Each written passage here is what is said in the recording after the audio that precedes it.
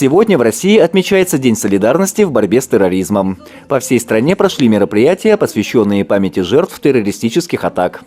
Присоединились к ним и жители Сосногорска. Главное городское мероприятие состоялось на площади имени Гагарина. Память о погибших в Беслане почтили минутой молчания. Также собравшиеся запустили в небо белые шары, как символ мира, чистоты и любви. В День солидарности в борьбе с терроризмом в сосногорских учреждениях образования и культуры были организованы мероприятия, посвященные памятной дате. Одно из них для учащихся второй городской школы прошло в стенах библиотеки имени Якова Рочева. Сегодня обязательно нужно помнить о том, что терроризм – это очень страшно, очень сложно, и защититься первоначально от террористического акта особенно никак нельзя.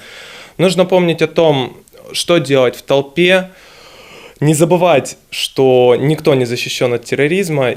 В рамках мероприятия ребятам рассказали о наиболее громких террористических актах в современной истории России, а также правилах, которые могут спасти жизнь в экстремальной ситуации. Очень было интересно послушать, что нам рассказывают вообще в принципе о терроризме. Важно это знать, чтобы не попасть в такие случаи, потому что своя жизнь все-таки дороже всего, и также уберечь других людей, если что-то подозрительное случается. Напомним, День солидарности в борьбе с терроризмом был учрежден в память о захвате боевиками школы в Беслане в сентябре 2004 года. Жертвами теракта тогда стали более 300 человек, в том числе 186 детей. Андрей Калиничев, Евгений Юрин, Вести Тимана, Сосногорск.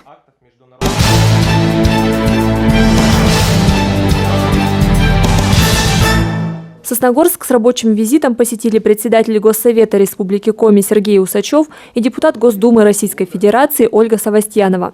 Председатель Госсовета поздравил первоклассников кадетской школы с началом новой школьной жизни. Кадеты – это те, кто свою жизнь связывает с дисциплиной. Поскольку вы уже выбрали, что вы будете относиться к особой части учеников, вы самые дисциплинированные, а дисциплина, она всегда побеждает во всех случаях. Затем Сергей Усачев по просьбе старших кадетов провел парламентский урок. Он рассказал о законотворческом процессе, как устроена работа Государственного совета, а также о своем пути в политике. Следующим пунктом рабочей поездки стала презентация информационного проекта «Легенды городов», который запустило общество «Газпром Переработка». На стенде QR-код. Он ведет на сайт историко-краеведческого музея, где размещена подробная информация о достопримечательности в текстовом и аудиоформатах. Именно вы стали законодателями арт-объектов в нашей республике. И то, что сегодня у вас появился еще один проект, это супер, это классно, это замечательно. И мы ждем от вас новых идей, которые станут доброй традицией для всех жителей республики, не только нашей, но и страны. С праздником! Такие таблички появились возле 10 объектов района. Один из них – Сосногорский газоперерабатывающий завод. В этом году предприятию исполняется 80 лет. Депутат Госдумы Ольга Савастьянова в ходе визита встретилась с работниками социальных служб, соцзащиты, Центра занятости населения. По итогам беседы с ними наметились вопросы для проработки на федеральном уровне. Для меня, как депутата Государственной Думы, такие поездки всегда очень важны, потому что какие бы мы законы не принимали, мы их принимаем для того, чтобы они были пригодны для наших граждан. И встречаясь и общаясь, люди как раз с профессиональной точки зрения, исходя из складывающейся практики, особенно когда это абсолютно новые подходы, и у нас еще практика не наработана, говорят о том, что нужно изменить. И мы прислушаемся к этим предложениям и меняем.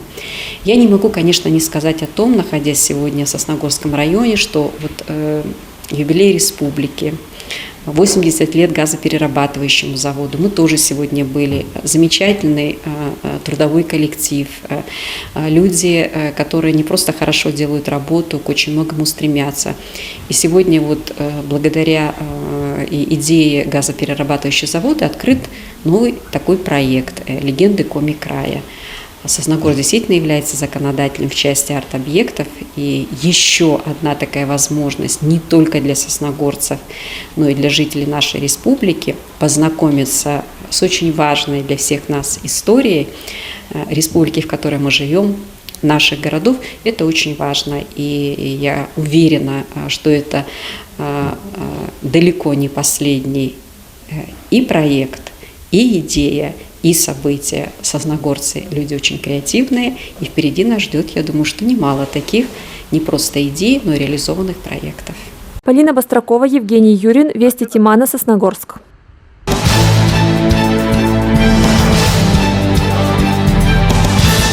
Деревянный храм Серафима Саровского построен по древним традициям русских церквей. Его открыли в 1996 году.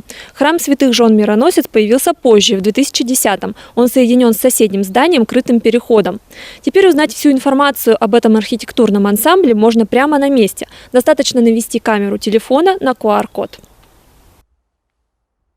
Приложение «Сканер» отправляет на сайт историко-краеведческого музея, где размещена подробная информация о достопримечательности в текстовом и аудиоформатах. QR-стенды появились возле 10 объектов Сосногорского района. Это храмовый комплекс, 4 городских сквера, площадь Гагарина, памятник «Такующий глухарь», газоперерабатывающий завод, а также объекты в поселке Верхнеижемский и селе Устюхта. Все эти места стали точками экскурсионного маршрута. Историко-краеведческий музей города Сосногорска решил создать цифровую карту по достопримечательностям нашего города и района и принять активное участие в просветительском проекте от компании ООО «Газпром-переработка». Всю организационную работу, подготовку информации для стендов и сайта, запись аудиорассказа о достопримечательностях, установку табличек выполнили сотрудники Сосногорского музея. Всероссийский проект «Легенды городов. Музей под открытым небом» общества «Газпром-переработка» стартовал в прошлом году. Идея в том, чтобы привлечь внимание к памятным местам городов присутствия компании. Это очень такой замечательный подарок от компании «Газпром-переработка» к 80-летию СГПЗ, к столетию Республики Коми. На этой неделе состоялось торжественное открытие информационного стенда возле памятника «Такующий глухарь». Мероприятие собрало первых лиц республики и района. Сосногорский газоперерабатывающий завод, филиал общества «Газпром-переработка», в этом году отмечает 80 лет работы. Предприятие также стало одной из точек, на которых установили QR-стенды. Всегда Сосногорский газоперерабатывающий завод являлся надежным партнером администрации. И я надеюсь, нет, я даже уверен, что это сотрудничество и будет продолжено. Но вот такие вот оригинальные объекты, я думаю, надеюсь, что станут не только туристическим таким магнитом для жителей нашей республики, но, возможно, и других регионов. Гости мероприятия отметили, что проект, который подготовил Сосногорский музей, значительно повысит туристическую привлекательность района, что очень актуально, ведь развитие в этой области сейчас одна из основных задач республики. Это небольшой, но все-таки шаг в развитии. В развитии и Сосногорского района, в развитии республики. Он сделает ее более привлекательной, открытой для гостей. Недаром туристическая отрасль – это одно из инвестиционных направлений нашего плана диверсификации экономики Республики Коми. Поздравляю с этим небольшим, но очень знаковым событием.